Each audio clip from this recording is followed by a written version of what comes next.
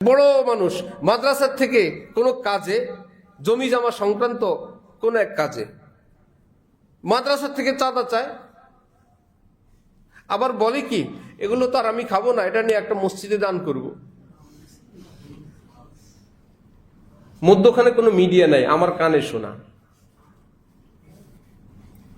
মাদ্রাসার থেকে, মাদ্রাসা কমিটি বা মাদ্রাসা কর্তৃপক্ষ থেকে টাকা নিয়ে কোথায় দান করবে?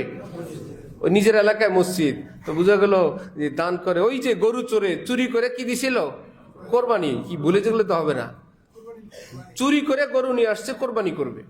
ফ্যামিলির লোকেরা বলল চোরাই গরু কোরবানি করবেন, বলল বেশি বুঝায়ও না, কোরবানির ফজিলত আমি শুনছি, পশমে পশমে নেকি। আলহামদুলিল্লাহ আলহামদুলিল্লাহি ওয়া কাফা ওয়া সালামুন আলা ইবাদিহিল্লাযীনা ইসতাফা, আম্মা বা'দ। فأعوذ بالله من الشيطان الرجيم. بسم الله الرحمن الرحيم. استغفروا ربكم إنه كان غفارا يرسل السماء عليكم مدرارا ويمددكم بأموال وبنين ويجعل لكم جنات وأنهارا. صدق الله مولانا العظيم. وقال رسول الله صلى الله تعالى عليه وسلم: طوبى لمن وجد في صحيفته استغفارا كثيرا. وقال رسول الله صلى الله تعالى عليه وسلم: التائب من الذنب كمن لا ذنب له. وقال رسول الله صلى الله تعالى عليه وسلم: ما أصر من استغفر وإن عاد في اليوم 70 مرة، أو كما قال رسول الله صلى الله تعالى عليه وسلم. মোহতারাম মুসলিয়ানে কেরাম, আমি আল্লাহ পাক রব্বুল আলামিনের পবিত্র কালামের অংশ বিশেষ তেলাওয়াত করলাম এবং হযরত রাসূল করিম সাল্লাল্লাহু আলাইহি ওয়াসাল্লামের কয়েকখানা হাদিস শরীফ পাঠ করলাম। আল্লাহ পাক কোরআন শরীফ এবং হাদিস শরীফের কামিল হেদায়েত আমাদের সকলকে নসিব ফরমান। কোরআনে পাক এবং হাদিসে পাকের নূরে আমাদের জীবনকে সুন্দর করার তৌফিক দান করেন। ঈমানি হায়াত, ঈমানি মৌত আল্লাহ পাক আমাদের সকলের জন্য কবুল ফরমান।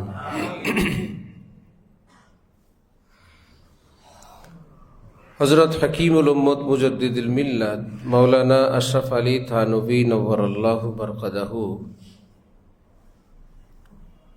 তিনি বলেন, কোনো মানুষের গুনাহের পরিমাণ যদি এত হয়, अगर गुनाह सारी जमीन को भर दे, तौबा सबको मिटा देती है। তওবার এত ক্ষমতা, এত পাওয়ার, আসমান জমিনের মধ্যখানের সবটা জায়গা যদি কেউ গুনাহ দিয়ে ভরে ফেলে, তওবার বরকতে আল্লাহ পাক সেটাকেও মাফ করে দেন। जैसे बारूद जरा सी होती है, बड़े बड़े पहाड़ों को जला देती है। ছোট্ট একটা বোমা বিশাল বড় পাহাড়কে যেরকম মাটির সঙ্গে মিশিয়ে দেয়, দেখতে ছোট্ট একটা তওবা এই গুনাহের পাহাড়কেও সে একদম নিঃশেষ করে দেয়। এটা আসমানি গুনাহ বিধ্বংসী অস্ত্র, গুনাহ বিধ্বংসী সর্বোৎকৃষ্ট আসমানি অস্ত্রের নাম কি? তওবা। এটাকে আল্লাহ পাক সৃষ্টি করছেন গুনার পাহাড় ধ্বংস করার জন্য। পৃথিবীর বড় কোন কোম্পানি অস্ত্র তৈরি করলে সেটার পাওয়ার হয়, আধুনিক অস্ত্র তৈরি করে সেটা আরো পাওয়ার হয়। কিয়ামত পর্যন্তের জন্য রব্বুল আলামিন একটা তৈরি করে দিয়েছেন, তার উপরে আর কোনো বোমা আসবে না, এতটা অত্যাধুনিক। এর সামনে যত কিছু হোক, এমন কি কুফুরি পর্যন্ত তওবার বরকতে আল্লাহ পাক মাফ করে দেন, শিরিক পর্যন্ত মাফ করে দেন, মূর্তি পূজা পর্যন্ত মাফ করে দেন। কেউ একটু জানে যে আল্লাহ পাক সব মাফ করেন, শিরিক মাফ করেন না। অর্থ হলো, শিরিক নিয়ে যদি কেউ কবরে যায়, মুশরিক হয়ে যদি কেউ কবরে যায়, তার মাফ নেই। সে আয়াতের অর্থ হলো এই, মুশরিক হয়ে যদি কবরে যায় তার আর মাফ নাই। কিন্তু জীবদ্দশায় যদি কেউ কুফরির মতন, শিরকির মতন, নাস্তিক হওয়ার মতন, মূর্তি পূজা করার মতন, ইহুদি হওয়ার মতো, খ্রিস্টান হওয়ার মতো কাজও করে ফেলে, অপরাধ তো ভয়ঙ্কর, চরম, এই ব্যক্তিও যদি মাপ চায় আল্লাহ পাক তাকেও মাফ করে দিবেন। কোরআনে পাক, হাদিসে পাকের এই মর্মবাণীটাকে এক বুজুর্গ এই ভাষায় বললেন, বাজ আ বাজ আ, হার আঁচে হস্তি বাজ আ, ফিরে আয় বান্দা ফিরে আয়, যা কিছু হয়ে গেছে ফিরে আয়। গার কাফেরো গব্রু বুত পরস্তি বাজ আ, যদি কাফের হয়ে যাও, যদি মূর্তি পূজক হয়ে যাও, বাজ আ ফিরে আয়। ই দরগাহে মা দরগাহে না উম্মিদি নিস্ত, আমার দরবার নৈরাশ্যের দরবার না। সতবার আগার তওবা শিকাস্তি বাজ আ, যদি শতবার তওবা ভঙ্গও করে থাকো, আমি আল্লাহ ঘোষণা দিচ্ছি ফিরে আসো, আমি এখন আবার মাফ করে দিব। যদি বলো আমি তো শতবার ওয়াদা করছি আল্লাহ, আমার আসতে লজ্জা হয়। মুসলিম শরীফের হাদিস, আল্লাহ পাক বলেন যে আমি কারো পরোয়া করবো না, আমি তোকে মাফ করে দিব, তুই আয় আমার কাছে, পৃথিবীর কারো পরোয়া করবো না, আমি মাফ করেই দিব।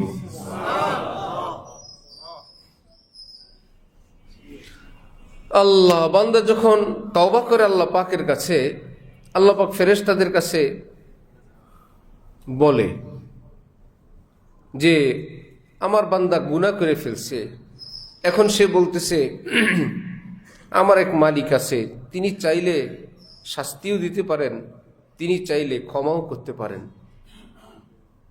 হে আল্লাহ, আমি ক্ষমা চাই, সব কিছু আপনার হাতে, আপনি যা করবেন। সুপুরদম বাতু মায়ায়ে খেসরা তুদানি হিসাবে কমো বেশরা, আমাকে আপনার কাছে ন্যস্ত করে দিলাম, আপনি যা করেন। ছোট কোনো ব্যবসায়ী দামাদামি করে অত লাভবান হয় না। বড় ব্যবসায়ীর কাছে এসে যদি বলে আপনি যা বলে দেন, আপনি দিয়ে দেন, আপনি আমার ভাই, আপনি আমার বাপ, আমার বাবা নাই, আপনি আমার বাবা, আপনি যা বলবেন আমি তাই করব, আমি লাভও বুঝি না লোকসানও বুঝি না। তখন বিবেকের কাছে চলে আসে বিষয়টা, এইভাবে বলল, ভালো কিছু দিয়ে দেয়। এক বুজুর্গ বলেন, সুপুরদাম বাতু মায়ায়ে খেসরা, হে প্রিয় আল্লাহ, আমাকে তোমার হাতে ন্যস্ত করে দিলাম। তুদানি হিসাবে কমো বেশরা, কম দিবে বেশি দিবে, জান্নাত দিবে জাহান্নাম দিবে, তোমার ইচ্ছা, তুমি যা ইচ্ছা তাই করো। হযরত আইয়ুব আলাইহিস সালাম, গায়ে ওনার পোকা মাকড় আল্লাহ পাকের পক্ষ থেকে কিরায় ধরলো, এক দুইটা পড়ে যেত, হযরত আইয়ুব সেটাকে আবার হাত দিয়ে উঠে জায়গা মতো বসায় দিতেন। তুমি ছিটকে পড়ে গেছো, তোমাকে তো আমার আল্লাহ পাঠাইছেন, যতদিন তার হুকুম তুমি থাকো, তিনি যেদিন নিয়ে যাবেন তো নিয়েই যাবেন। সুস্থ হওয়ার পর আল্লাহ পাক হযরত আইয়ুবকে প্রশ্ন করলেন, আইয়ুব কেমন আছো? হযরত আইয়ুব বললেন, ভালো আছি আল্লাহ আপনার দয়া রহমতে, কিন্তু অসুস্থ থাকা অবস্থায় প্রতিদিন সকালে একবার, সন্ধ্যাবেলা একবার আপনি ডাক দিয়ে আমার খবর নিতেন, আইয়ুব কেমন আছো? সেই ডাকটা তো এখন আর শুনতে পাই না, সে আদরের ডাকটা তো আর শুনতে পাই না। ভালো তো আছি, কিন্তু আপনার মায়া ভরা, আদর ভরা যে ডাক ছিল, আইয়ুব কেমন আছো, এই জন্য বড় কষ্ট লাগে। সুস্থ আছি, ভালো আছি। হযরত ঈসা আলাইহিস সালাম রাস্তা দিয়ে যাওয়ার সময় দেখলেন জংলার ভিতরে কারো কোকানির আওয়াজ, ভিতরে প্রবেশ করলেন, দেখলেন একজন কুষ্ঠরোগী, সর্ব অঙ্গজার কুষ্ঠরোগে আক্রান্ত, দুর্গন্ধে পচে গলে একদমই করুণ পরিস্থিতির কারণে ফ্যামিলির লোকেরা তাকে জংলায় ফেলে গেছে। আর সেই লোকটা সেখানে গিয়ে বলছে জংলার ভিতরে, আলহামদুলিল্লাহিল্লাযী আফানি মিম্মা ইবতালা বিহি কাসীরাম মিনান নাস। আল্লাহ আপনার শুকর, কঠিন কঠিন রোগ যেগুলোতে মানুষ আক্রান্ত, সেই কঠিন রোগ থেকে আপনি আমাকে হেফাজত করছেন। হযরত ঈসা নবী বললেন যে ভাই, তোমার পরিবারের লোকেরা তোমাকে এভাবে ফেলে গেল, আবার তুমি বলো কঠিন রোগ থেকে আল্লাহ পাক তোমাকে মুক্তি দিলেন, তোমাকে হেফাজতে রাখছেন, সেটা কি জিনিস? বললেন, হুজুর, কত মানুষ আল্লাহকে চেনে না, এই রোগের থেকে তো আল্লাহ আমাকে হেফাজত করছেন। আমার একজন আল্লাহ আছে, এই কথা তো আমার মনে আছে, আমি তো তার কাছে প্রার্থনা করতে পারি। দ্বিতীয়ত হলো আমার সর্বদেহে কুষ্ঠ রোগ পচে গেছে, আল্লাহ আমার জিহ্বাটা ভালো রাখছেন, আমি আমার আল্লাহকে ডাকতে পারি। আমি কি ভালো আছি না? আল্লাহর রহমতে অনেক ভালো আছি। আল্লাহওয়ালা রাস্তা দিয়ে যাওয়ার সময় অপর দিক থেকে আসা একজন প্রশ্ন করলেন, কেমন আছেন? পরে প্রথমজন বললেন, মানি কেমন আছেন মানি? খোদা দারাম চেগম দারাম, বুকে আল্লাহকে নিয়ে থাকি, আমার কোনো টেনশন আছে? আমার চেয়ে ভালো পৃথিবীতে আর কেউ আছে? আল্লাহকে নিয়ে থাকি, আর কেমন আছে মানে কি? সবচেয়ে বড় সুখে আমি আছি, আল্লাহর সাথে আছি। খোদা দারাম চেগম দারাম। প্রশ্ন করা হলো যে আপনার বাড়িতে টাকা পয়সা কত আছে? আপনাকে মানুষ শাহ বলে, শাহ ওলিউল্লাহ, শাহ আব্দুল কাদের। শাহ মানি তো বাদশাহ, ধন দৌলত ব্যাংক ব্যালেন্স কত আছে? তিনি বললেন, বখানাজার নমিদারাম ফকিরাম, আমার ঘর বাড়িতে ব্যাংকে সিন্ধুকে কোথাও কোনো টাকা পয়সা আমার নাই, এই বিবেচনায় আমি একজন ফকির মিসকিন, কিচ্ছু নাই আমার, কোথাও কিছু নাই। ওয়ালে দারাম খোদায়ে জার আমিরাম, কিন্তু আমার বুকের ভিতরে আমার আল্লাহ আছেন, এই বিবেচনায় আমার মতন ধনী এই পৃথিবীতে আর কেউ নেই। আল্লাহ আছেন তো আর কি টেনশন? আল্লাহ পাক আমাদেরকে আল্লাহকে ডাকার তৌফিক দান করেন। হযরত থানবী रहमतुल्लाह अलैहि বলেন, अगर गुनाह सारी जमीन का भर दे तौबा सबको मिटा देती है। गुनाह যদি পুরা আসমান জমিনের ফাঁকাটা সবটা ভরে দেয়, তওবার বরকতে আল্লাহ পাক পুরাটাকে মাফ করে দেন। আবার মাফ করার পদ্ধতিও নবী বললেন, নিজেই ব্যাখ্যা করলেন। আল্লাহ পাক যখন মাফ করেন, জানো কি করেন? যত জায়গায়, যত ভলিউমে, যত সাক্ষী আছে, যেমন যে অঙ্গ গুনাহ করে সে অঙ্গ সাক্ষী, যেই জমিনে গুনাহ করে জমিন সাক্ষী, ফেরেশতা লেখেন ফেরেশতা সাক্ষী, আমল নামা লেখেন আমল নামার ভলিউম সাক্ষী। সবাই তো পালায়, সবাই গুনার জন্য গোপনে যায়, কেউ যেন না দেখেন, কেউ যেন টের না পায়। এই 4 জন থেকে কি গোপনে যাওয়ার কোনো ব্যবস্থা আছে? আল্লাহ পাক আল্লাহর নাম তো বলেনি না এখানে। যে অঙ্গ গুনাহ করবে সে অঙ্গ সাক্ষী, যে জমিনে গুনাহ করবে জমিন সাক্ষী, ফেরেশতা সাথে আছেন ফেরেশতা সে সাক্ষী, আমল নামা লিখতেছে আমল নামা সাক্ষী। এগুলো তো সব সাক্ষী। বিচারপতি আল্লাহ, তিনি কি গোপনে না তিনিও দেখতেছেন? এতগুলো সাক্ষী প্রস্তুত, আবার বিচারপতি তিনি নিজে দেখতেছেন। আল্লাহ অঙ্গ কেমন সাক্ষী? কোরআনে পাকে আল্লাহ পাক বলেন, আল ইয়াউমা নাখতিমু আলা আফওয়াহিহিম ওয়া তুকাল্লিমুনা আইদিহিম ওয়া তাশহাদু আরজুলুহুম বিমা কানু ইয়াকসিবুন। কিয়ামতের দিন আমি আল্লাহ পাপিষ্ঠদের মুখে মোহর মেরে দিব, তালা মেরে দিব। তারপর আমি জিজ্ঞাসা করব তার হাতকে, আমি প্রশ্ন করব তার চক্ষুকে, আমি প্রশ্ন করব তার পাকে, আমি প্রশ্ন করব তার স্কিনকে। আমি যাকে প্রশ্ন করব সেই কথা বলবে। হযরত মুসা আলাইহিস সালাম যখন একটা আগুনের মতন একটা জায়গা থেকে আওয়াজ আগুন দেখে উনি গেলেন, গভীর রাত, পথ চেনেন না, লাইট নাই।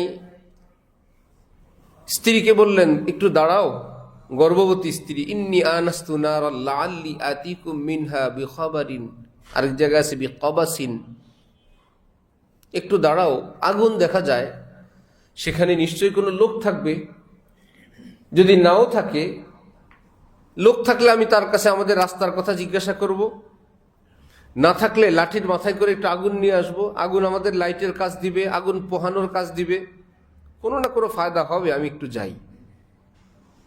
কাছাকাছি গেলে হঠাৎ আওয়াজ, ইয়া মুসা ইন্নী আনা রব্বুক, মুসা তুমি তো বড় পবিত্র জায়গায় আসছো, ইন্নাকা বিল ওয়াদিল মুকাদ্দাসি তুয়া ফাখলা'না আলাইক ইন্নাকা বিল ওয়াদিল মুকাদ্দাসি তুয়া, জুতা খোলো, বড় পবিত্র জায়গায় চলে আসছো। কি মুশকিল। হযরত মুসা নবী দেখলেন যে এ আবার কেমন আওয়াজ, সব আওয়াজ আসে একটা দিক থেকে, এই যে মাইক থেকে আওয়াজ বের হয়, স্পিকার থেকে, এই মুখ থেকে, এই আওয়াজটা চতুর্দিক থেকে এক সমানভাবে আসতেছে। আমরা কথা শুনি কানে, কিন্তু এই কথাটা শুনতেছে সর্ব অঙ্গের, পশম পশম, বিন্দু বিন্দুতে, কানের মতন পুরা দেহ শুনতেছে। হযরত মুসা বুঝে ফেলছেন এই আওয়াজ তো আল্লাহর, কারণ আল্লাহ তো কোনো একটা দিকের দিকে খাস না, আল্লাহ ডাইনে আছেন বায়ে আছেন না, আল্লাহ সর্বত্র তার ক্ষমতা সমান। আবার আল্লাহর আওয়াজের একটা বৈশিষ্ট্য, শুধু কানেই শুনে নাই, হযরত মুসা নবীর সর্ব অঙ্গ শুনতেছেন। বুঝে ফেলছেন যে আমি তো একটা উসিলা দিয়ে আমাকে এখানে আনা হয়েছে। আল্লাহ পাক সেখানে হযরত মুসাকে নবুয়ত দান করে দিয়েছেন। এক বুজুর্গ বলেন, আগ লানে গায়ে পয়গম্বরি মিল গায়ে, আগুন আনতে গিয়া পয়গম্বরি পেয়ে গেলেন। আগ লানে গায়ে পয়গম্বরি মিল গায়ে। তো যখন আল্লাহ পাক কিয়ামতে মুখ বন্ধ করে দিবেন, প্রশ্ন হয় কান কথা বলবে কেমনি? কাসেম নানুতুবিকে ভিন্ন ধর্মী এক ব্যক্তি প্রশ্ন করলেন, তোমরা বলো কোরআন আল্লাহর বাণী, আল্লাহর কালাম, তোমরাই বলো আল্লাহর মুখ নেই, তাহলে কথা বললেন কেমনি? আল্লাহর কোনো জিহ্বা নাই, জবান নাই, আমাদের মতন কোনো আকৃতি নাই, তোমরাই বলো কোরআন আল্লাহর বাণী, আল্লাহর কালাম, তাহলে কেমনে কথা বললেন? কাসেম নানুতুবি বলেন, আল্লাহ রে, এমন প্রশ্ন তো আমি জীবনেও শুনি নেই, কিন্তু ওই লোকের প্রশ্নের সাথে সাথে আল্লাহ আমার অন্তরে উত্তর দান করে দিয়েছেন। কাসেম নানুতুবি এরকম মানুষই ছিলেন। তিনি বললেন, আমরা কথা বলি কিসে? বললেন মুখে, আমাদের মুখ কথা বলে। ফাইন, মুখ যে কথা বলে, কিসের দ্বারা কথা বলে? বলে মুখ নিজেই কথা বলে। মুখ যদি নিজে নিজেই কথা বলতে পারে, আল্লাহ তাকে একটুকুন ক্ষমতা দিয়ে দিচ্ছেন যে মুখ জবান কথা বলতে পারে, ক্ষমতা দেনেওয়ালা আল্লাহ তিনি নিজে নিজেই কথা বলতে পারেন। তার কথা বলতে মুখ লাগে না। কান যে শুনে, শোনার জন্য কি আরেকটা কান লাগে না? নিজেই শুনে। ও বাবা, কান নিজেই শুনতে পারে, মুখ নিজেই বলতে পারে। আল্লাহ যাকে সিস্টেম করে বানায় দিয়েছেন সে নিজে শুনতে পারে, নিজে বলতে পারে। মহান আল্লাহ বলার জন্য জবান লাগে না, শোনার জন্য কানও লাগে না। দুইজন ছিল হিন্দু, এখন প্রশ্নকারী একজন, অপরজন সহ, এখন মাথায় হাত দিয়ে বলে, রাম রাম, আল্লাহ রে, এলেম ইসি কো কেহতে হ্যাঁ। এইরকম এলেমওয়ালা মানুষকে এলেম বলে। এখন পাশে একজন ছিল, সে বলে পুছো আরবি। আরেকটা জিজ্ঞেস করো, মনে করছিলাম মোল্লারে আটকাইবা, দেখছো কেমন উত্তর দিছে, আরবি পুছো না, আর জিজ্ঞাসা করা লাগবে না। এত জটিল প্রশ্নের যখন জবাব দিয়েই দিছে, তাহলে আর আটকানো যাবে? তো রব্বুল আলামিন শোনার জন্য কান লাগে না, বলার জন্য জবান লাগে না। বুজুর্গানি দিন বলেন, কেউ যদি আল্লাহর সাথে কথা বলতে চায় এই পৃথিবীতে বসে, সে আল্লাহর সঙ্গে কথা বলার ব্যবস্থা আছে দুইটা। একটা হলো কোরআনে পাকের তেলাওয়াত। বান্দা যখন কোরআনে পাক তেলাওয়াত করে, সে যেন আল্লাহ পাকের সঙ্গে কথাবার্তা বলে। হাদিসে পাকে আছে, যখন বান্দা নামাজ পড়ে, যখন বলে আলহামদুলিল্লাহ রব্বিল আলামিন, সব প্রশংসা আল্লাহ তোমার। নবীজি বলেন, আল্লাহ পাক কি বলেন সাথে সাথে, জামাতে পড়ুক একা পড়ুক, নারী পড়ুক পুরুষ পড়ুক, যেই নামাজ পড়ে আর বলে আলহামদুলিল্লাহ রব্বিল আলামিন, আল্লাহ পাক বলেন হামিদানি আবদি, সাথে সাথে জবাব দেন। তাহলে কি একা কথা হইল না দুইজনে হইল? বান্দা বলে আর রহমানির রহিম, আল্লাহ পাক বলেন মাজ্জাদানি আবদি। বান্দা বলে মালিক ইয়াউমিদ্দিন, আল্লাহ পাক বলেন আসনা আলাইয়া আবদি। সুবহানাল্লাহ। বান্দা একটা বলে আল্লাহ আরেকটা বলেন, বান্দা একটা বলে আল্লাহ আরেকটা বলে। তাহলে কথা কি একা হইল না দুইজনের হইল?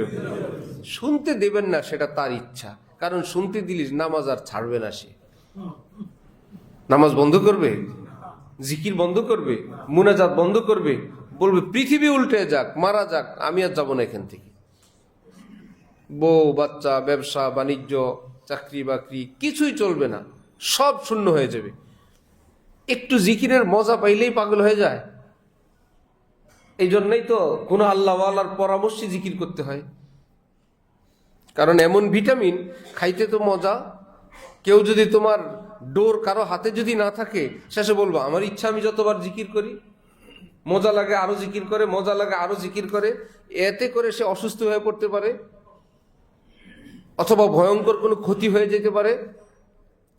বড় কোনো ডাক্তারের মাধ্যমে যেরকম ওষুধ খেতে হয়, উপকারী ওষুধ, কিন্তু সেটার সেবন বিধি তিনি বলবেন এইটুকুন আপনি সেবন করবেন এতবার। এত ভালো জিনিস, স্যার সবটা খেয়ে ফেলি, বোতলটা না খাওয়া যাবে না। যেটা আমার এক সপ্তাহে উপকার হইতো, আমি একদিন খাইলে আমার একদিন উপকার হবে। বলল না, এ উপকার আপনার দেহ কতটুকু নিতে পারবে এটা আপনার বয়স, ওজন, সিমটম দেখে এটা ডাক্তাররা ঠিক করেন। এই জন্য রুগী না দেখে ওষুধ দেন না। রুগীর চেহারা দেখবেন, ওজন দেখবেন, বয়স দেখবেন, কিছুটা চোখে দেখারও একটা ব্যাপার আছে। ঠিক আল্লাহওয়ালারা তাদের পরামর্শে জিকির করতে হয়। হযরত গঙ্গুহিকে একজন জিজ্ঞাসা করছেন যে আবার কোন আল্লাহওয়ালার পরামর্শে জিকির করতে হবে কেন, নিজে নিজে করি। এক তো বিপদ এই, নিজে নিজে জিকির করলে আজকে 100 বার, কালকে 200, পরের দিন 500, 1000। আল্লাহ জিকির তো মজা, এমন মজার জিকির সেটা আল্লাহ পাকের, যে একবার মজা পেয়ে বসে, খোঁজ নিয়ে জানা গেছে ঘর বাড়ি ব্যবসা বাণিজ্য সব ছেড়ে দেয়, পিছনে কেউ নাই তার কন্ট্রোলার। হযরত গঙ্গুহি বললেন কাটতি তো হ্যায় তলওয়ার হি, লেকিন জবকে কিসি সিপাহী কে হাত মে হো। ভাই কাজ তো করে পিস্তল থেকেই গুলি বের হয়, কিন্তু কখন? পিস্তল যখন কারো হাতে থাকে, এই পিস্তল দিয়ে কাজ হয়। না হলে কিন্তু দুর্ঘটনারও সম্ভাবনা আছে। তিনি চালানো শিখাই দিবেন, এইভাবে ধরো, এইভাবে ফায়ার করো। আর যদি অজানা কোনো লোকের হাতে যায়, দুর্ঘটনার সম্ভাবনা আছে। পিস্তল লাগবে, কিন্তু ভালো কোনো ট্রেনিং প্রাপ্ত লোক থেকে ট্রেনিংও লাগবে। ঠিক জিকিরেই কাজ করবে। কোনো আল্লাহওয়ালার হাতে যখন জিকিরের ক্ষমতা থাকবে, তিনি বলবেন আপনার জন্য 100 বার, বাস আর না। আপনি 200 বার করতে পারেন, আপনি 300 বার, সর্বোচ্চ 500 বার করতে পারেন। আগের যুগে তো দিত হাজার হাজার বার। হযরত শাহ আব্দুল গনি ফুলপুরি রহমতুল্লাহ আলাইহি ভারতের মস্ত বড় বুজুর্গ ছিলেন। তিনি বলেন এই যুগে দুর্বল কমজোর মানুষরা যদি কোনো আল্লাহওয়ালার পরামর্শে খুব মহব্বতের সঙ্গে এভাবে জিকির করে যে আল্লাহ এমন ভাবে বলল যেন যে অন্তর থেকে জ্বালা ভরা আহ বের হইতেছে। হযরতওয়ালা করাচি আমাদের দাদা হযরত বলেন যে আল্লাহ তার একটা প্রমাণ হলো তার নামের ভিতরে, যে আল্লাহ তার নামের সঙ্গেই বান্দার মনের আহকে যুক্ত করে দিয়ে দিয়েছেন। আল্লাহ, বান্দার মনের আহ আর আল্লাহ। আল্লাহ বলেন তোর আহ আর আমার নাম এটা যুক্ত করে এই নামের ভিতরে তুমি কি বলতে চাও আমি সেটাকেও এক করে দিয়ে দিছি। হযরত আলা করাচি বলেন যে অরিজিনালই থাকে। বাচ্চা একটা 2 মা দাবি করে আগের যুগ। কাজী বললেন সব সাক্ষী সম্বন্ধের কোনো কিছু নাই। বলল আমার কাছে তো ভাই এখন এটা কাকে দিব কাকে মাহরুম করব এটা তো বুঝি না। আসো ভাই এটাকে ছুরি দিয়ে 2 টুকরা করো, জল্লাদ আসো, একদম সমানভাবে 2 পিস করে 2 জনকে দিয়ে দাও, যেহেতু সমান দাবিদার। এতক্ষণ দোনোজনের ঝগড়া বিবাদ, আমার সে বলে আমার। এ কথা বলার পর একজন মহিলা বলে উঠল, জনাব, ইচ্ছা তো ছিল আপনি পুরোটা দিবেন, আপনি যদি অর্ধেকও দেন আমি খুশি। অপরজন বলে উঠলেন, জনাব, আমার মতন একটা মিথ্যুকের কারণে এই বাচ্চাটা 2 টুকরা হবে? আমি তো মিথ্যা দাবিদার, এই বাচ্চাটা তো ওই মহিলার। আমি আপনাকে পেরেশান করলাম, কষ্ট দিলাম, একটা মিথ্যা কথা বললে আপনি আমাকে শাস্তি দেন কেন? আপনাকে আমি বিরক্ত করলাম, এই বাচ্চাটা ওই মহিলাকেই দিয়ে দেন। খামাখা একটা মাসুম বাচ্চাকে 2 টুকরা করার প্রয়োজন নাই, ওই মহিলাকেই বাচ্চাটা দিয়ে দেন, 2 টুকরা করার প্রয়োজন নাই। বাদশা বললেন, কাজী বললেন, থামো, নিজেকে মিথ্যুক বলে বাচ্চাটাকে অক্ষত রাখা এটা মায়ের বৈশিষ্ট্য, এটা অরিজিনাল মা। আর ওটা যে বললো যে অর্ধেক হইলেও আমি খুশি, বাচ্চাকে সে তার চোখের সামনে 2 টুকরা হবে, সে দেখতে পারবে, এই কথা সে বলতে পারতেছে, এটা মা না। মায়ের বৈশিষ্ট্য হইল কোনো না কোনো ভাবে নিজের সন্তানের উপকার করা, কোনো না কোনো ভাবে তাকে জিতায় দেওয়া। হযরত আল্লাহ করাচি বলেন, রব্বুল আলামিন বান্দাকে জিতায় দিতে চান, নিজের নামের সঙ্গে বান্দার মনের আহ যুক্ত করে দিয়েছেন। বান্দা বলে আল্লাহ, আমার আল্লাহ বলেন, সে শুধু আল্লাহ বলে নাই, মনের একটা কষ্টের কথাও বলছে, কি জানি আছে তার ভিতরে। শাহ আব্দুল গনি ফুলপুরি বলেন, জিকির করলো, প্রথমবার যখন আল্লাহ বলবে, জাল্লা জালালুহু বলবে, আল্লাহ, তারপরে কি জাল্লা জালাল, আর একটু আছে যদি পারেন সেটাও বলবে, ওয়া তাআলা শানুহু, ওয়া তাআলা শানুহু, আল্লাহ জাল্লা জালালুহু ওয়া তাআলা শানুহু, প্রশংসা আল্লাহ পাকের, যার সম্মান মর্যাদা অনেক অনেক ঊর্ধ্বের, অনেক বেশি ইত্যাদি। প্রথমবার শুধু আল্লাহ জাল্লা জালালুহু ওয়া তাআলা শানুহু, পুরোটা না পারলে কমপক্ষে জাল্লা জালালুহু। তারপরে জিকিরের সময় শাহ আব্দুল গনি ফুলপুরি বলতেন, হালকা ভাবে এমন খেয়াল করা, এই জিকির শুধু আমার জবান থেকে হয় না, আমার অন্তরও জিকির করে। ধ্যান করা, এই আওয়াজটা অন্তর থেকে উচ্চারিত, জবানে উচ্চারিত, যেন আমার ভিতরে জিকির হচ্ছে। তারপরে সাথে সাথে খেয়াল করা, আমার সর্ব অঙ্গের পশম পশম থেকে জিকির হইতেছে। হালকা চোখ বন্ধ করে এমন খেয়াল করা যেন আমার পুরা দেহই জিকির করতেছে। কোরআন পাকের আয়াত, পৃথিবীর সব কিছু আল্লাহকে ডাকে, সেটাকে খেয়াল করা। গাছপালা, তরুলতা সবাই তো আল্লাহকে ডাকে, তো আমি যখন আল্লাহ বলছি, আমি একা না, পুরা পৃথিবীর সবাই মিলে আল্লাহকে ডাকতেছি। শুধু জবান না, আমার অন্তর ডাকতেছে, পশম পশম ডাকতেছে। কোন আল্লাহওয়ালার পরামর্শ এক, জিকির করলো এইভাবে খুব টেনে টেনে আল্লাহ আল্লাহ মহব্বতের সঙ্গে, সেই বুজুর্গ বলে দিয়েছেন 100 বার মনে করেন। শাহ আব্দুল গনি ফুলপুরি বলেন, আগের যুগের মানুষ 20,000 24,000 বার পর্যন্ত জিকির করতেন আল্লাহ আল্লাহ। সেই 24,000 বার জিকিরে যে ফায়দা হইতো, এভাবে 100 বার করলে আল্লাহ সেই ফায়দা দান করবেন। 4-5 মিনিটের কাজ। কোরআন শরীফে তো আছেই, ফাজকুরুনি আযকুরকুম, তোমরা আমাকে স্মরণ করো, আমি তোমাদেরকে স্মরণ করব। তোমরা আমারে ডাকো, আমিও তোমাদেরকে ডাক দিয়ে জিজ্ঞাসা করব, কিছু লাগবে বান্দা?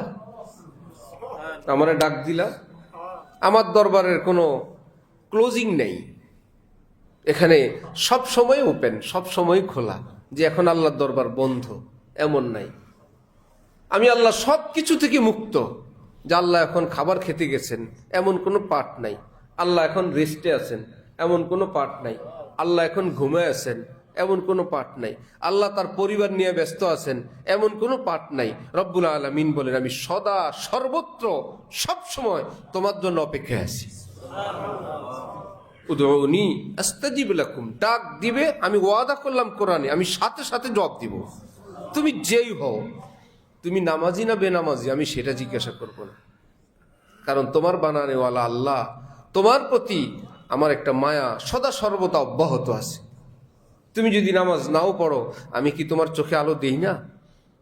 আমি কি তোমার ব্রেনকে সুস্থ রাখি না? তুমি খাবে, আমি জানি, আমি কি সেই রিজিকটা সৃষ্টি করে তোমার দস্তরখানে প্লেটে পৌঁছে দেই নাই? তোমার জন্য কি পানি দেই না আমি? তোমার জন্য কি নিঃশ্বাস আমি দেই না? তুমি ভুলছো, আমি ভুলি নেই। সুতরাং তোমার প্রতি এক প্রকারের মায়া দরদ আমার আছে। তুমি যদি আল্লাহ বলো, আমি ওয়াদা করলাম, আমি সাথে সাথে জবাব দিব। আমি জিজ্ঞাসা করব, কিছু লাগবে তোমার? হযরত থানভী গল্প লিখছেন, হিন্দু ছেলে সাথে মূর্তি রাখে, সনম সনম ডাকে। সনম মূর্তি কেউ বলে, প্রিয়জন কেউ বলে।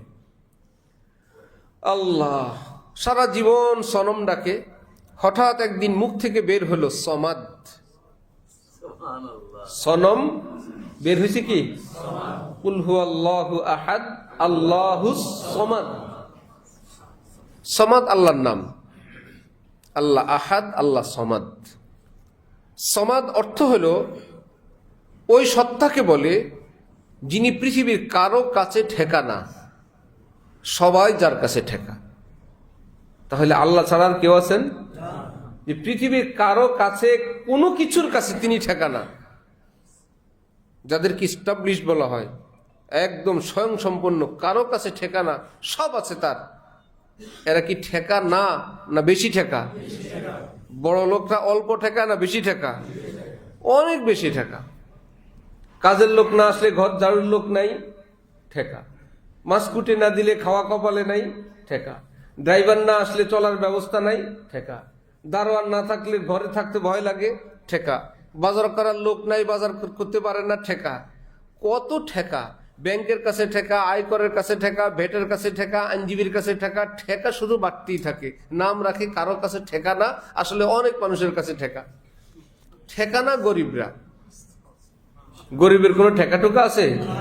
অল্প ঠেকা। নিজে মাছ কুটে ফেলছে, ঝাড়ু দিয়ে ফেলছে, হান্ডিপাতি ধুয়ে ফেলছে, কোনো দারোয়ান নাই। ওয়া যেখানে রায় সেখানেই কাজ। নাক টানে ঘুম কে দেখে? একটু ঘুমের দরকার হয়েছে। আমাদের বাইতুল মুকাররমের খতিব বর্তমান হযরত মাওলানা আব্দুল মালিক সাহেব সারাদিন পড়েন, রাত্রে পড়েন। এখন ঘুমাবেন কেমনে? একটু ঘুম আসছে, যে ভাই ঘুমাইলে তো সময়টা শেষই। চিন্তা করেন, ঘুম কি অল্প যাবেন না বেশি যাবেন? যদি অল্প ঘুম যাবেন, তাহলে কনুইটা সোজা করে হাতের তালুর উপর মাথাটা রাখেন। কনুইটা সোজা করে, অল্প একটু উঁচা করে হাতের তালু, 5 মিনিট 10 মিনিট চোখটা বন্ধ হয়েছে, একটু ঘুম হয়েছে, আলহামদুলিল্লাহ একটু ভালো লাগে, তো পড়া শুরু করি। যদি আরেকটু ঘুমাবেন, তাহলে কনুইটাকে ভাঁজ করে এক কাইতে, এটাই বালিশ, হাতটাকে ভাঁজ করে এই কনির উপরে একটু ঘুমাইলেন, ঠিক আছে, আধা ঘন্টা 1 ঘন্টা ঘুম হয়েছে, ওইটা চলো আবার কাজ করি, রাত 1টাই কি আর 2টাই কি, এভাবেই তার জীবন চলে। আর না হইলে আরো কত স্ট্যান্ডার্ড পোশাকের লোক বাংলাদেশে আছে না? আছে কি না? এই বেটারে দেওয়ার পর কেউ কি বলছে একটা অযোগ্য লোকরে খতিব বানাইছে? দুশ্মনও কি বলছে? দুশ্মনও বলে নেই।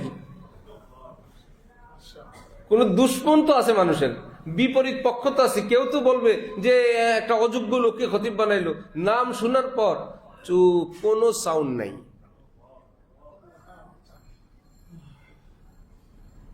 মাহফিলে মাহফিলে ছবি ভিডিওর যে হিড়িক শুরু হয়ে গেছিল, এখন বাইতুল মুকাররম উনি আসলেন, ছবি তুলতে গেলে এটা কি ফরজ, এটা কি ওয়াজিব, এটা সুন্নত, এটা মুস্তাহাব না, তাই মসজিদের মধ্যে এটা কি শুরু করছেন?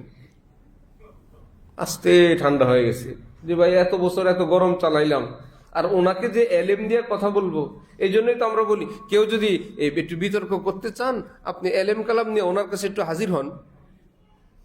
হাজির হওয়া লাগবে না। উনি যদি বলে যে অমুক অমুক হুজুরকে খতিব সাহেব ডাকছেন, এখন তো খতিব সাহেব, তখন তো আর খতিব সাহেব না। হযরত মাওলানা আব্দুল মালিক সাহেব হুজুর আপনাকে দলিল নিয়ে হাজির হইতে বলছেন, আপনার কাছে কি দলিল প্রমাণ আছে? আপনাকে একটু হুজুর আপনাকে ডাকছেন। তো আমি মজা করে বলছিলাম, যাকে ডাকবে সে তো দেশে থাকবে না, 1.5-2 লাখ টাকা খরচ করে ওমরা চলে যাবে, যে হুজুরকে বলবেন আমি একটু ওমরা আছি। উদ্দেশ্য হলো সেখানে যাওয়াও সম্ভব না, কথা বলাও সম্ভব না। আসেন, মেহমান আসছে, একটু জায়গাতে। তো এলেম মানুষকে ঊর্ধ্বে উঠায়, আল্লাহর মোহাব্বত মানুষকে ঊর্ধ্বে উঠায়। আরেকজন জায়গা হবে না? একটু জায়গা দেন। আসেন, তুমি পিছনে চলে যাও। হ্যাঁ, পরের কথা। আল্লাহ একটু ডাকলেই হলো। তো যখন এত বড় মানুষ কথা বলেন, আমরা মিশর গেলাম এবার, পুরো পৃথিবীর বিখ্যাত লাইব্রেরিগুলো আসে সেখানে কিতাব নিয়ে। ইহুদিরও আসে তাদের স্টল নিয়ে, ইহুদিদের বই বিক্রির স্টল আছে, খ্রিস্টানদের আছে আরবি কিতাব। আবার মুসলিম বিশ্বের যত বড় বড় কোরআন হাদিস তাফসিরের ব্যাখ্যা গ্রন্থ আছে সেগুলো আসে। মুসলমানরা অনেকে মাদ্রাসায় মসজিদে কোরআন শরীফ দেয়, জোশ উঠে কি করবে, আমার আব্বা ইন্তেকাল করছে, আমি 10 জিল কোরআন শরীফ মসজিদে দিব, 50 জিল মাদ্রাসায় দিব। আমাদের দেশে এমন গরিব মানুষ খুঁজে পাওয়া খুবই মুশকিল যে কোরআন পড়তে চায়, যার কোরআন নাই। এতটা তালাশ করতে হবে আপনার, অ্যাভেলেবেল না। এই জন্য মসজিদে দিলে মসজিদে পড়ে থাকে, মাদ্রাসা দিলে মাদ্রাসায় পড়ে থাকে। মনে করে কোরআনের উপর তো আর কিতাব নাই। ভাই কোরআন যদি পড়ে থাকে তাহলে তার কাজ হইল না। আর গ্রুপ আছে মক্কা শরীফ গিয়ে কোরআন শরীফ দেয়, আর সেখানে আলাদা লোক আছে, এগুলো বাছাই করে করে তুলতে থাকে, তুলে নিতে থাকে। এরা চিনে কোনটা সরকারি আর কোনটা বেসরকারি, বাইরের থেকে এনে রেখে দিছে, এরা শুধু এগুলোকে উঠায় নিতে থাকে। ভিতরে কোরআন শরীফ যেগুলো আছে এগুলো রাষ্ট্রীয়ভাবে দেওয়া, এই জনগণ যেগুলো দিতে চায় রাখতে চায় এগুলো তুলে তুলে নিয়ে যায়। তুলে তুলে নিয়ে যদি কোথাও গোডাউনে রেখে দিল, সেটাকে যেভাবে সংরক্ষণ করা দরকার, যা করা দরকার করলো, তাহলে যিনি কোরআন দিলেন যে তেলাওয়াত করবে কাবা শরীফের সামনে বসে, ওই লোকেরও সওয়াব হবে, আমারও সওয়াব হবে। ওইটা কি তেলাওয়াত করা হয়? তো রয়েই গেল। মাদ্রাসায় কোরআন শরীফ দেয়, আরে ভাই মাদ্রাসায় কোরআন শরীফ দেন, যাকে দিবেন তার কাছে জিজ্ঞাসা করেন। একটা কোরআন শরীফের তাফসীর আছে, কোরআনও আছে, তার ব্যাখ্যাও আছে। আবার সেই তাফসীরটা আপনার মন মতো না, যে ইসলামী বিশ্বে যেটা গ্রহণযোগ্য। একটা ছোট্ট কিতাব আছে 5,000, 10,000, 20,000, 50,000। তাফসীরের কিতাব আছে, হাদিসে পাকের কিতাব আছে 1 লক্ষ টাকা দাম। বাংলাদেশ থেকে এক মাদ্রাসাওয়ালারা গেল, এত কিতাব কিনতেছে, কি ব্যাপার, এত কিতাব কিনে মাদ্রাসার এত টাকা পাইল কই, যা অন্য লাইব্রেরিরা সাহস পায় না। পরে জানা গেল এক বেচারা তাদেরকে বলছেন যে কিতাব যা লাগবে এই খেদমত আমি করব, আপনারা শুধু কিতাব দিয়ে ভরতে থাকেন। যাই হোক, সে এত বিশাল আন্তর্জাতিক মেলা, সেখানে গিয়ে দেখি লাইব্রেরিতে লেখা হাদিসে পাকের এক কিতাব, এর ব্যাখ্যা গ্রন্থ লিখে রাখছেন। লেখককে হযরত মাওলানা আব্দুল মালিক, বাংলাদেশি, আমাদের খতিব সাহেব, আমাদের জাতীয় মসজিদের খতিব সাহেবের লেখা কিতাব। আরো বৈরুত ছাপছে, লেবানন ছেপে সেটাকে সেখানে নিয়ে আসছে। দেওবন্দে পড়তো এক ছাত্র, একদিন দেওবন্দের দারুল উলুম দেওবন্দ ভারতে ক্লাস বন্ধ থাকবে, সে পাশে বিখ্যাত আরেক মাদ্রাসা সাহারানপুর, সেখানে গেল। হযরত মাওলানা ইউনুস সাহেব রহমতুল্লাহ আলাই, ওনার দর্শে মশহুর, তিনি ক্লাসের মধ্যে সেখানে বলতেছেন পুরো পৃথিবীর বিখ্যাত ছাত্ররা, মুহাদ্দিসরা, যে ভাই এই ভারত উপমহাদেশে এলেমের হেড অফিস ছিল ভারত এবং পাকিস্তান, এলমের স্বর্গরাজ্য এবং এলেমের মহামনীষীরা এই দেশে। সুতরাং বাংলাদেশ থেকে ছাত্র পড়তে যায় ভারতে, ভারত থেকে বাংলাদেশে কোনো ছাত্র পড়তে আসে না, বিশেষ করে মাদ্রাসা জগতে। পাকিস্তান থেকে কেউ আসে না, বাংলাদেশিরা পাকিস্তান যায়, বড় বড় মাদ্রাসা আছে, ভারতে যায়। তিনি বলেন যে এই যে এলমের মার্কাজ, এটা ভারত পাকিস্তানি ছিল, শেষে ভারতে হইল, এটা আর এখানে থাকবে না, এটা বাংলাদেশে চলে যাবে। কেন জানো? বললেন বাংলাদেশি একজন আলেমের লেখা কিছু কিতাব আমার হাতে আসছে, আমি সেই কিতাব দেখে আমি নিশ্চিত এইরকম ব্যক্তি যেই দেশে থাকে, এলেমের মার্কাজ সেন্টার সেই দেশ হয়ে যায়। তিনি বলেন আমি আলেমকে দেখি নাই, আমি শুধু তার লেখা কিতাব, ওই আলেমের নাম মাওলানা আব্দুল মালিক। তাহলে এই ব্যক্তিকে না জামা আছে স্পেশাল, না স্যান্ডেল আছে, না দামি কোনো টুপি আছে, না তার কোনো শান শওকত আছে, তাকে সেখানে পৌঁছায় দিল কে? রাজনীতি না এলেম? এলেম, তাকওয়া। অল্প ঘুমাবেন তো কনুইটা সোজা করে হাতের তালুতে, আর একটু বেশি ঘুমাবেন তো কনুইটাকে ভাঁজ করে কনুইর উপরে। ঘুম শেষ, রাত্রে 1 ঘন্টা 1.5 ঘন্টা ঘুমাইছেন, উঠে গেছেন, শিখলেন কই? ইমামে আজম আবু হানিফা রহমতুল্লাহ আলাই এক বর্ণনায় 40, আরেক বর্ণনায় 45 বছর রাতে ঘুমাইতেন না, কোনো ঘুম নেই। মাগরিবের পরে অল্প একটু আরাম করে নিতেন, এসা পড়ে বসতেন একদম ফজর পর্যন্ত। কোরআন হাদিস নিয়ে রিসার্চ করো, ব্যাখ্যা বিশ্লেষণ বের করো, এটা কি ফরজ না এটা ওয়াজিব, এটা করতেই হবে আমার কি ও নবীর উম্মতি ভাইদের, না না করলেও চলবে, এ কোনটা করলে নামাজ ভাঙবে, কোনটা করলে নামাজ ভাঙবে না। যে মুসলমানরা সরাসরি কোরআন হাদিস মানার জন্য উদ্বুদ্ধ করে বলে আর কি বলার জন্য, শুধু ছোট করে জিজ্ঞেস করবেন, হুজুর কোরআন শরীফ হাদিস শরীফ থেকে নামাজ ভঙ্গের কারণগুলো একটু বের করে দেন। শুধু নামাজ ভঙ্গের কারণগুলো এই ইহকালে পারবে না, ইমাম আবু হানিফা লাগবে।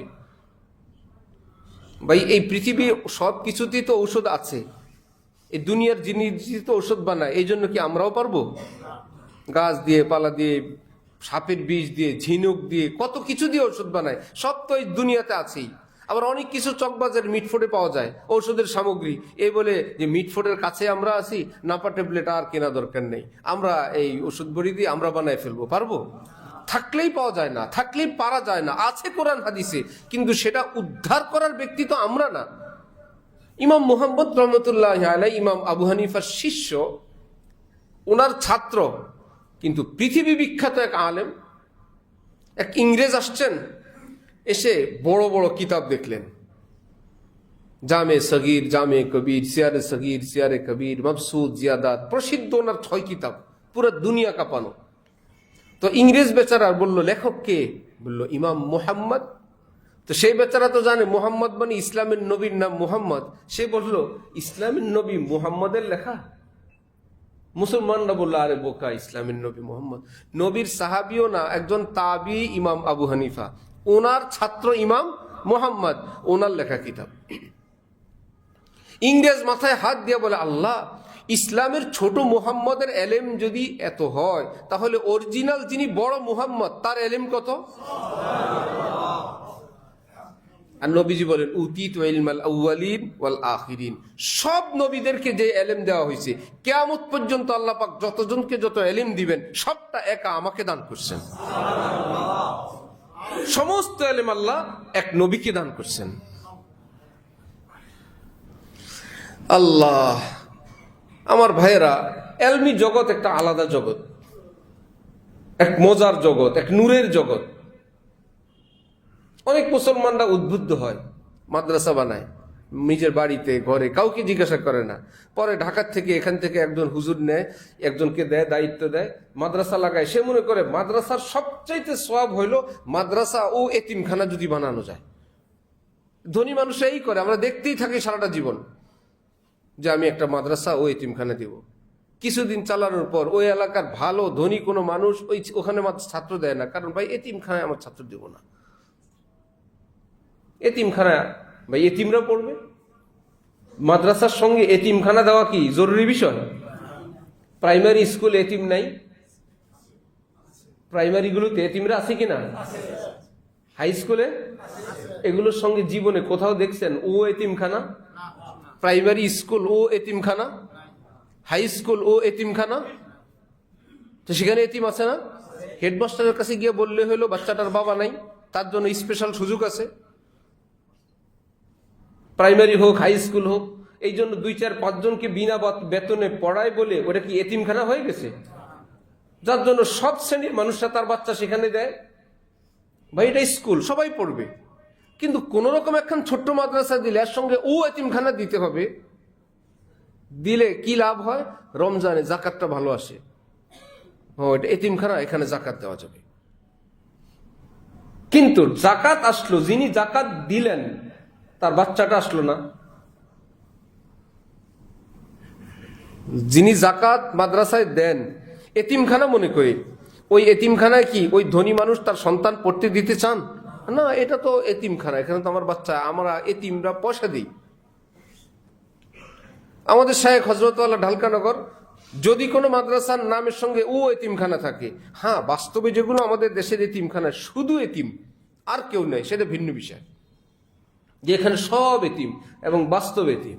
আর এইরকম এতিমখানা এখন বহুত সরকারি তদন্ত কর্মকর্তারা যায়, গিয়ে বলে এগুলো সব এতিম। আচ্ছা, এতিমখানা এতিম, তোমার নাম কি? আব্দুর রহমান। বাবার নাম কি? আব্দুর রহিম কি করে? রিক্সা চালায়। কি হলো?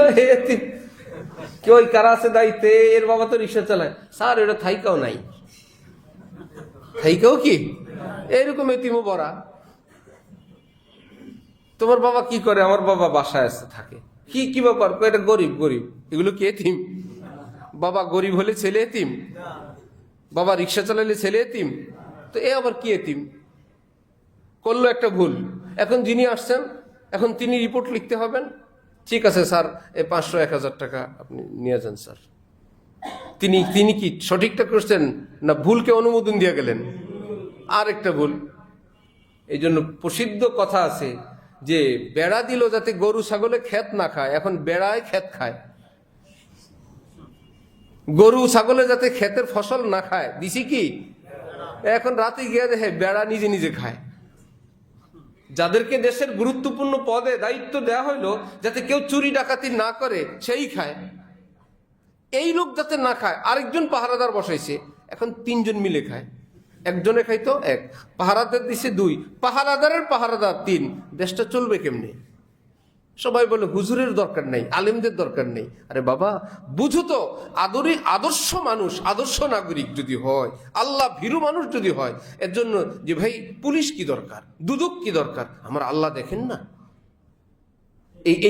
এই টাকা আমি আমার বাচ্চাকে খাওয়াবো না, এই টাকা দিয়ে আমার শরীরে ঢুকবে না, আমি সেজদা করব না, আমি জান্নাতে যাওয়া লাগবে না, আমার আল্লাহর কাছে হিসাব দেওয়া লাগবে না, আমি একজন মুসলিম। এই কথা যদি আমাদের দেশের সর্বক্ষেত্রে, কে কর্মচারী, কে মালিক, কে ছোট, কে বড়, কে অফিসার, কে বস, কে সচিব, কে মন্ত্রী, এ সকলের মধ্যে মুসলিম ভাই আমরা মুসলমান, আমরা তো হারাম টাকা খাই না, আমাদের সন্তানকে আমরা হারাম টাকা খাওয়াই না। এক বড় মানুষ মাদ্রাসার থেকে কোনো কাজে, জমি জমা সংক্রান্ত কোন এক কাজে মাদ্রাসার থেকে চাঁদা চায়, আবার বলে কি এগুলো তো আর আমি খাবো না, এটা নিয়ে একটা মসজিদে দান করব। মধ্যখানে কোনো মিডিয়া নাই, আমার কানে শোনা। মাদ্রাসার থেকে, মাদ্রাসা কমিটি বা মাদ্রাসা কর্তৃপক্ষ থেকে টাকা নিয়ে কোথায় দান করবে? ওই নিজের এলাকায় মসজিদ। তো বোঝা গেল যে দান করে, ওই যে গরু চুরি করে কি দিছিল? কোরবানি। কি ভুলে যেগুলো তো হবে না, চুরি করে গরু নিয়ে আসছে, কোরবানি করবে। ফ্যামিলির লোকেরা বলল চোরাই গরু কোরবানি করবেন, বলল বেশি বুঝায়ও না, কোরবানির ফজিলত আমি শুনছি, পশমে নেকি। সবাই তো বলল আর আপনি তো চুরি করছেন, এটা গুনাহ না? হ্যাঁ গুনাহ, এটা তো আমি জানি। তো এতগুলো নেকি হওয়ার পর আমার কিছু গুনাহও আছে, এই গুনাহ পরিশোধ করতে যদি 50%ও যায়, আর 50% থাকবে না? যদি ধরে নেওয়া যায় এই গুনাহ মিটাইতে গিয়ে এই একটা গরুর গায়ে কত পশম, সবগুলো পশম যদি শেষ হয়ে যায়, যেমন গুনাহ তেমন সওয়াব, দুইটা যদি বরাবর হয়, গোশটা তো ফ্রি। হ্যাঁ এরকমই আছে, চুরি করে, ডাকাতি করে, দুর্নীতি করে এতিমখানায় কিছু টাকা দিয়ে দেয়, আবার হিসাব। হজ ট্রাভেলসের লোক হজে গেছে, হাজিদের কোরবানির টাকা সব মেরে দিছে, আবার নিজের মেয়ের জামাইয়ের কাছেও বলছে যে এবার একটা কোরবানিও করিনি। বলল আব্বা আপনি কি করলেন? এ গুনাহ। বলে আরে মিয়া, আমি যেই ঋণ, দেশে মানুষের ঋণ রাখা তো ঠিক না। তারপরে বলল যে রিয়াজুল জান্নায় গিয়ে এমন কান্দা কাঁদছি, আল্লাহ থেকে মাপ নিয়ে পরে উঠছি সেজদা থেকে। মানুষের কোরবানির টাকা পকেটে রাইখা রিয়াজুল জান্নায় গিয়া কান্দে, আল্লাহ থেকে মাপ নিয়ে তারপরে সেজদার থেকে মাথা উঠেছে, এর আগে উঠেই নেই। আরাফার ময়দানে গিয়া মাপ চায়, আরেকজনের টাকা মেরে আরাফার ময়দানে মাপ চাইবেন? আমার সঙ্গে দেখা হয়েছে হজের লিফটে, পরে কথায় কথায় বলল বাবা আমার সব টাকা দিয়ে যদি আমি ঋণ পরিশোধ করে দিই, আর থাকে 200 কোটি, ওটা পরিশোধের আমার কাছে পয়সা নাই। পরে একটা বইয়ের মধ্যে পড়লাম যে হজ করলে অতীতের সব আল্লাহ পাক মাফ করে দেন, পরে হজে এসে গেছি। আল হাজ্জু ইয়াহদিমু মা কানা ক্বাবলা, অতীতে সব মাফ করেন, আরেকজনের পয়সা, দেশের পয়সা, জনগণের পয়সা, আল্লাহ সেটা মাফ করে দেন। আল্লাহ আমাদেরকে সহি বুঝ দান করেন। তাহলে হাকিমুল উম্মত থানবীর কথা আমরা আবার আসি। হযরত থানবী বলেন, গুনাহ अगर सारी जमीन को भर दे तौबा सबको मिटा देती है। ये सबको मिटा देती है, বান্দার হক না আল্লাহর হক? ব্যাখ্যা বুঝতে হবে। আল্লাহর হক। বান্দার হক মাফ করতে হলে যার হক তার থেকে যেতে হবে। আর যদি কেউ সিলেটে একবার গরু চোর এক আলেমের কাছে এসে বলছেন, আমি তো তওবা করতে চাই, আমি তো চুরি করছি, কি মুশকিল? হুজুর বললেন যে কোনো উপায় নাই, যার গরু তাকে দিতেই হবে। হুজুর আমি তো জানিও না আমি কার কার গরু চুরি করছি। বললেন যে ভাই তাহলে তো এলান করতে হবে। কেমনে? ওই এলাকার সবচেয়ে বড় মাহফিল, সেখানে দাঁড়ায় বলতে হবে এত বছর এই এলাকায় যত গরু চুরি হয়েছে আমি করছি। সহজ। কিন্তু সেই বেচারা বলে, হুজুর যা করা লাগে আমি করব, কিন্তু আখেরাতে তো আমার মুক্তি লাগবে, আমার কিছুই করার না, আমি তো ভুল করে ফেলছি চরম। ওই আলেম বলছেন এলান করো যে ভাইয়েরা আপনারা যোগাযোগ করলে আমি আমার সাধ্যমতো আমি পরিশোধ করি, অথবা আল্লাহর রাস্তায় আমাকে মাফ করে দেন। এতদিন পর্যন্ত গরুওয়ালার অপেক্ষায় ছিল, চোর পাইলে কতটা রাগ, গোস্সা, মারবে, কাটবে, পয়সা নিবে। এই লোকের তওবার কথা শুনে, ভাইয়েরা আমি তো ভুল করছি, আমি তো এতদিন নফস শয়তানের ধোকায় কাজ করছি, আপনাদের হক নষ্ট করছি, আমি চিনিও না জানিও না, আপনারা আমার সঙ্গে যোগাযোগ করলে আমি আপনাদেরকে পরিশোধ করার চেষ্টা করব, অথবা আল্লাহর রাস্তায় আমাকে মাফ করে দেন। গরুর মালিকরা দৌড়ায় দৌড়ে আসছে, আমাদের গরু হারানো গেছে, আমরা মাফ করে দিলাম। যাও, আমাদের গরু হারানো গেছে, আমরা মাফ করে দিলাম। হয়েছে না ব্যবস্থা? একটা না একটা ব্যবস্থা হয়, হয়ে গেল একটা রাস্তা। এই জন্য আমার ভাই, কারো হক নষ্ট করলে কেমনি বলি, কেমনি কি করি, এই বলে আখেরাতে পাওয়া যাবে না। যে ভাই কোনো না, অথবা কোনো না কোনো ভাবে তার অ্যাকাউন্টে টাকা দিয়ে দেন। এখন তো আরো সহজ, বিকাশ নম্বরে পাঠিয়ে দেন, যদি বলতে না চান তার বিকাশে পাঠিয়ে দেন, তার অ্যাকাউন্টে দিয়ে দেন কোনো না কোনো ভাবে। অজ্ঞাত স্থান থেকে আপনি বলে দেন যে এই টাকা আপনার মোবাইলে ভুলে যায় নাই, এটা আপনার একটা পাওনা টাকা, যে কোনো জায়গা থেকে যে কোনো ভাবে আপনার নাম গোপন রেখে দিয়ে দেন। তার টাকা সে পাইতে হবে, অথবা তার থেকে মাপ নিতে হবে, যে কোনো ভাবে ক্ষমা নিতে হবে, কোনো উপায় নেই। সিরাতুল আউলিয়া কিতাবে আল্লামা ইমাম শারানি রহমতুল্লাহ আলাইহি লিখছেন, কোন নেককার বান্দার ইন্তেকাল হইলে আরেকজন স্বপ্ন দেখছে, ভাই কি অবস্থা? বলল, ভাই সব কিছুতে আল্লাহ পাক মেহেরবানি করছেন, কিন্তু একবার খেলাল করব, আরেকজনের ঘরের বেড়া থেকে একটু ভেঙে আমি খেলাল করছিলাম। আল্লাহ পাক বললেন, আরেকজনের বেড়া, এটা তো তুমি ছিল না, তোমার ছিল না, আরেকজনের বেড়া থেকে কোনো অংশ বাঁশ টাস ভেঙে যে খেলাল করলে এটার জবাব দাও। 40 বছর পর্যন্ত দাঁড়ায় আছি, জবাব দিতে পারতেছি না, সামনেও যেতে পারতেছি না। 40 বছর আল্লাহ পাক বলছেন এটার হিসাব দিয়া সামনে যাও। এজন্য অত সহজ না, এই কথা মনে প্রাণে সকলের রাখা উচিত। আমরা একটা মুসলিম দেশ, এই দেশ দুর্নীতিতে আগাবে কেন? মুসলিম দেশ দুর্নীতিতে 1, 2, 3, 5 যত নাম্বার হোক, এটা আমাদের জন্য লজ্জার। মুসলিমরা কেন এমন হবে? মুসলিমরা তো পরকাল বিশ্বাসী। নবীজি শুধু বলছেন যে শুনো, ওজন একটু বেশি দিবা, মাপে একটু বেশি দিবা। সেই যে শুরু আজকে মদিনায়, আজকেও যান আপনি মদিনায়, মক্কা শরীফে কোনো কিছু ওজন করতে যান, যে আমাদের দেশে যেরকম 1 কেজি কিনবো, এটা থেকে কমাইতে কমাইতে একদম কাটায় কাটায় কি 1 কেজি দিল না 100 কেজি দিল, পাল্লা তো কাইট হয়ে গেছে, আল্লাহ খুশ খুশ খুশ হয়ে গেছে 1 কেজির হিসাব। আমরা তো 100 কেজি হয়েছে, বিল নেই, এক মুশকিল। কাপড় মাপবে ফিতা দিয়ে, আমাদের দেশে কি করে, ফিতার কাপড় এমন ভাবে দেয়, তো কি করে কাস্টমার মনে করে আল্লাহ রে, কাপড়টা টান দিয়ে মনে হয় 1-2 গিরা বড় বানায় ফেলছে। আর শেষ মাথায় গিয়ে এমন জোরে চিমটি দেয়, 1 সুতা বেশি নেওয়ার কোনো উপায় নেই। কারণ ইসলামপুর ওয়ালারা বলে আমাদের ব্যবসা কেচির মাথায়, কেচির মাথায় নাকি ব্যবসা থাকে। অল্প করে যদি 3 পিস মানে 3 পিস জামা, ওন্না, পায়জামা 1 গিরা যদি কম দেওয়া যায়, 3 গিরা কম। আরেক বেচারায় 5 টাকা বেশি বেচে, আমি 5 টাকা কম বেচবো। 5 টাকা কম বেচবো মানে 10 টাকার কাপড় কম দিয়ে 5 টাকা কম, আরো 5 টাকা আমার বেশি লাভ। কেচির মাথায় ব্যবসা, কি লাভ হইলো? সেখানে কি ফিতাটা দেখা যায় এমন সোজা টান টান, কাপড়টা ঢিলা ঢিলা, যে কিনে খুশি হয়ে যায়। আর 1-2 গিরে তো বেশি দিল। আবার একদম সবসময় আমি দেখছি যেখানে গিয়ে শেষ কেচি দিয়ে কাটার আগে থাম সেটা টান দেয় হাত, আরো মনে হয় যেন এই 4-6 আঙ্গুল পরে গিয়া এবার কেটে দেয়। আর যদি অল্প একটু বেশি, 1/2 গজ 1 গজ, আল্লাহ খোঁজ খোঁজ খোঁজ, পরে মনে হয় রে বড় বাচ্চা গো কাপড় কিনলাম, ছোটটা মনে ফিরিয়ে পাবো। খুশি হয় না? নবীজি বলছেন যে দিবে সে একটু বেশি দিবে। আবার নবীজি বলছেন ক্রেতা দাম দস্তুর করে কিনো, নির্ধারিত দামের চেয়ে অল্প একটু বেশি দিয়ে দাও। 40 টাকা রিক্সা ভাড়া, সেই রিক্সাওয়ালা তো অপেক্ষায় আছে, আমি নামলে 40 দিবে, 50 টাকা, আচ্ছা বাবা নাও। আর যদি 100 টাকার তৌফিক হয়, 40 টাকা দাম দস্তুর করে উঠছেন, অথবা উঠলেন না, আচ্ছা 100 টাকা নাও। সাধারণ কোনো মানুষকে 40-50 টাকা হাদিয়া দিলে অত খুশি হবে না, কিন্তু ওই বেচারার ভিক্ষুক যত খুশি হবে। চাওয়ালা 5 টাকা দিয়ে চা বিক্রি করেন, 10 টাকা দেন, যে বাবা চাটা ভালো লাগছে 10 টাকা, আচ্ছা নাও তুমি 10 টাকাই রাখো। যে কোনো গরিব মানুষটা, গরিব কি সামান্য কিছু কিনে বিক্রি করে, একটু বেশি দিলেন।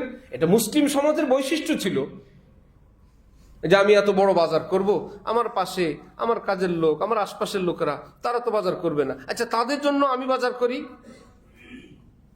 ঘরে আনলাম, এটা তাদের জন্য। এই মানুষদেরকে আল্লাহ এতটা বরকত দেন, এতটা বরকত দেন, এতটা সুস্থ রাখেন, এতটা নিরাপদে রাখেন, এতটা সম্মানে রাখেন, দুনিয়াও সুন্দর, পরকালও সুন্দর। আল্লাহ আমাদেরকে একজন মুসলিম মানুষ, মুসলমান মানুষ হিসাবে আমার পরিবারের, আমার ছেলে সন্তানদের যে দায়িত্ব কর্তব্য, সেটাকে যথাযথভাবে পালনের তৌফিক দান করেন। ওয়া আখিরু দাওয়ানা আলহামদুলিল্লাহি রাব্বিল আলামিন।